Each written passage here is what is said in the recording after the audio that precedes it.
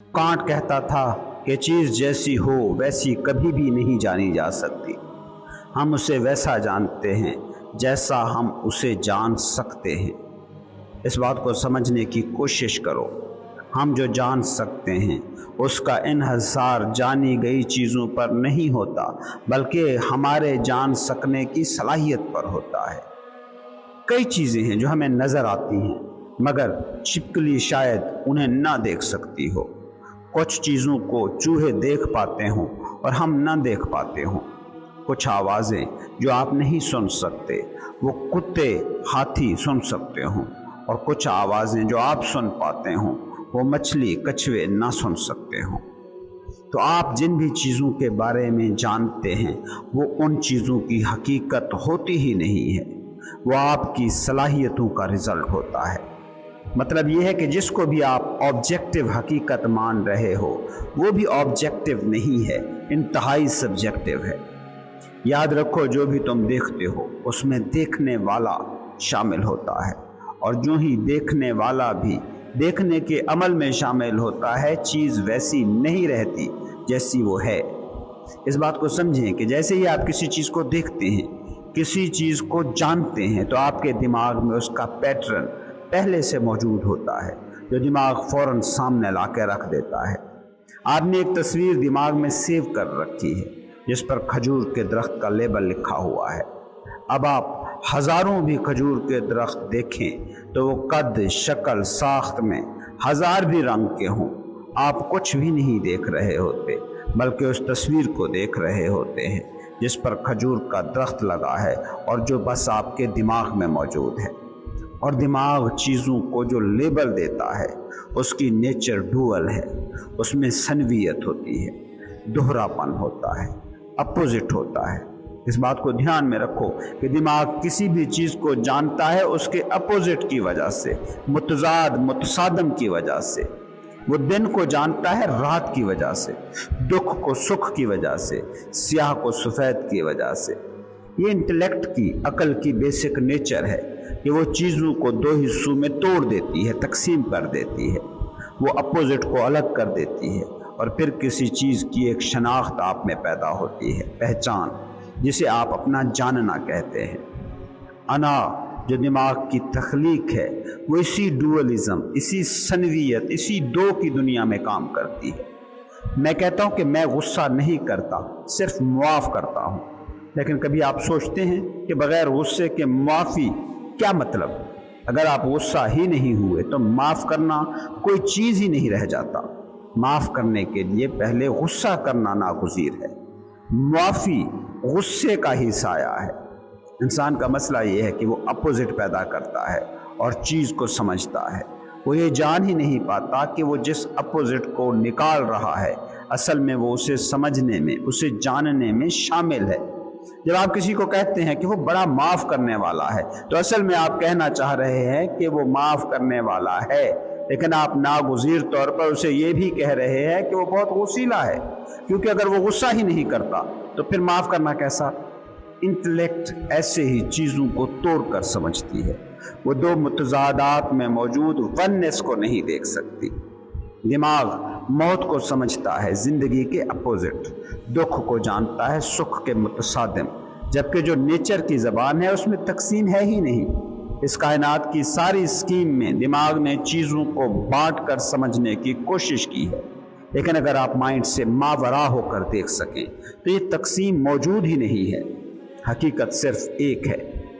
عقل سرحدیں اٹھاتی ہے، لیکن عقل کی ساری سرحدیں بس تصور ہے، حقیقت سے ان کا کوئی لینا دینا نہیں ہے۔ آپ کا دماغ اس دنیا کو بڑے اعظموں میں بانٹ سکتا ہے، ملکوں، شہروں، گلیوں، محلوں، دریاؤں، پہاڑوں، صحراؤں میں تقسیم کر سکتا ہے، لیکن سوال یہ ہے کہ یہ تقسیم کتنی کوئی سالڈ ہے؟ آپ 1 کروڑ میل دور سے زمین کو دیکھ کر کیسے کہیں گے کہ یہ بر اعظم ہیں، یہ ملک ہیں، یہ شہر ہیں، یہ پہاڑ ہیں؟ چاند کو دیکھ کر کبھی آپ بر اعظموں کا ذکر کرتے ہیں؟ نہیں۔ ستاروں کو ستارہ کہہ دیتے ہیں، کبھی صحراؤں، پہاڑوں میں بانٹنے کا خیال آپ کو نہیں آتا۔ یہ آپ کی انٹلیکچوئل مجبوری ہے، عقلی مجبوری، چیزوں کو بانٹنا۔ مگر آپ میں کوئی ایک مقام ہے جو مائنڈ سے ماورا اس وننس سے جڑا ہے۔ آپ جو سانس لیتے ہیں کبھی اس سانس کے دھاگے کو غور سے دیکھا ہے؟ ابھی افریقہ کے جنگل میں موجود کسی درخت کی خارج کردہ آکسیجن گیس ہے جو آپ نے انہیل کی ہے۔ ابھی جو کاربن ڈائی آکسائڈ گیس آپ نے ایکسہیل کی ہے وہ امریکہ میں موجود کسی درخت نے انہیل کی ہوگی۔ یہ سانس کا دھاگا پوری کائنات کو جوڑ کر کھڑا ہے۔ وہ جو خلا ہے جس میں کاربن ڈائی آکسائڈ گیس، آکسیجن گیس موجود ہے، جو حواس کی زد سے باہر ہے، وہ کل ہے۔ اس کو یوں دیکھیں کہ آپ اس کمرے میں بیٹھے ہیں، آپ نے کمرے کی دیواریں کھڑی کر کے باہری خلا سے اس خلا کو توڑ دیا ہے، جو خلا کمرے کی دیواروں کے اندر موجود ہے۔ لیکن آپ سوچیں کہ کیا آپ نے واقعی اس خلا کو تقسیم کر لیا ہے؟ دیکھیں، آپ نہیں کر سکتے۔ آج یہ کمرہ گر جائے تو خلا وہی کا وہی، ویسے کا ویسا ہے، ناقابل تقسیم۔ دیوار اس خلا کو کاٹتی نہیں، کیونکہ دیوار کو بھی اسی خلا میں ہونا پڑتا ہے۔ دیوار کے ذرے ذرے میں خلا بھرا ہوا ہے۔ آپ ایک گھڑا کہیں سے لے آئے، گھر پہنچے، وہ گھڑا ٹوٹ گیا تو کیا کہیں گے کہ یہ جس جگہ گھڑا ٹوٹا ہے یہ خلا وہی کا ہے جہاں سے آپ گھڑا اٹھا کے لائے تھے؟ نہیں، وہ خلا وہی کا ہے، وہ ناقابل تقسیم ہے، وہ ٹوٹنے والا ہے ہی نہیں۔ تو اس بات کو سمجھو کہ جو باہر کا خلا اور کمرے کا اندر کا خلا ہے وہ دو نہیں ہے، وہ ایک ہی ہے۔ اب اسی کمرے کی مثال کو اپنے جسم پر لاگو کریں۔ آپ کے جسم کی یہ باؤنڈری ڈھہ جائے، جیسا کہ ڈھہ جاتی ہے موت کے وقت، تو وہ باؤنڈری جس نے اس خلا کو گھیر رکھا تھا وہ ختم ہونے سے کیا وہ خلا مٹ جاتا ہے جو اس جسم کی دیوار سے تقسیم نظر آتا تھا؟ نہیں، وہ ویسا ہی رہتا ہے۔ تم اس خلا کو تقسیم نہیں کر سکتے۔ یہ وننس، یہ وحدت، یہ ایکتا، یہ کل ہی اصل ہے۔ دماغ کی تقسیم کی دنیا بس کام چلاؤ ہے، ایک عارضی انتظام ہے جو ایک ذہنی و مادی ڈھانچے کے طور پر آپ 60-70 سال کے لیے چلاتے ہیں۔ موت کے وقت بس اتنا ہوتا ہے کہ گھڑا ٹوٹ جاتا ہے، لیکن گھڑے میں آخر کیا ٹوٹتا ہے یہ بھی کبھی سوچا؟ کچھ بھی تو اس میں ٹوٹتا نہیں ہے۔ وہ خلا جس کو بند کرنے کے لیے گھڑا بنایا گیا تھا وہ خلا بھی ویسا ہی موجود ہے، اور وہ مٹی جس سے گھڑے کی دیواریں بنی تھی وہ بھی ویسی کی ویسی ہی موجود ہے۔ موت کا خوف اور اس کا دکھ بس ایک غلط فہمی کا نتیجہ ہے کہ کمرے کے اندر کا خلا اور باہر کا خلا الگ الگ ہے۔ جسم میں موجود خلا میں ہوں اور جسم سے باہر موجود خلا دوسرا ہے۔ یہی دوسرا ہمارا سارا دکھ ہے، اور یہ دوسرا عملاً ہے ہی نہیں، یہ بس ہمارے دماغ کی اختراع ہے، کیونکہ دماغ دوسرا کریٹ کیے بنا ایک کو سمجھ نہیں سکتا، اور جو دوسرا کریٹ کیے بنا ایک کو دیکھ لیتا ہے اسی کو کہتے ہیں صوفی۔ وہ جو پرسیپشن کی مسٹیک کو سمجھ جاتا ہے وہ مسٹک ہے۔ اس دنیا میں دو قسم کے لوگ ہیں، ایک مسٹک، ایک مسٹیک۔ زندگی کو سطحی طور پر جاننے کے لیے دماغ کی دنیا ہے، اور زندگی کی گہرائیوں کو سمجھنے کے لیے دماغ سے ماورا ہونا ضروری ہے۔ اس کو یوں سمجھیں کہ انٹلیکٹ جھیل کی لہروں سے ڈیل کرتی ہے، وہ لہریں کہ جو اپنی اصل میں ہیں ہی نہیں۔ لہریں خود موجود ہی نہیں ہوتی، لہریں پانی نہیں ہوتی، بس پانی کی ایک خاص فارمیشن کی وجہ سے نظر آ رہی ہوتی ہیں۔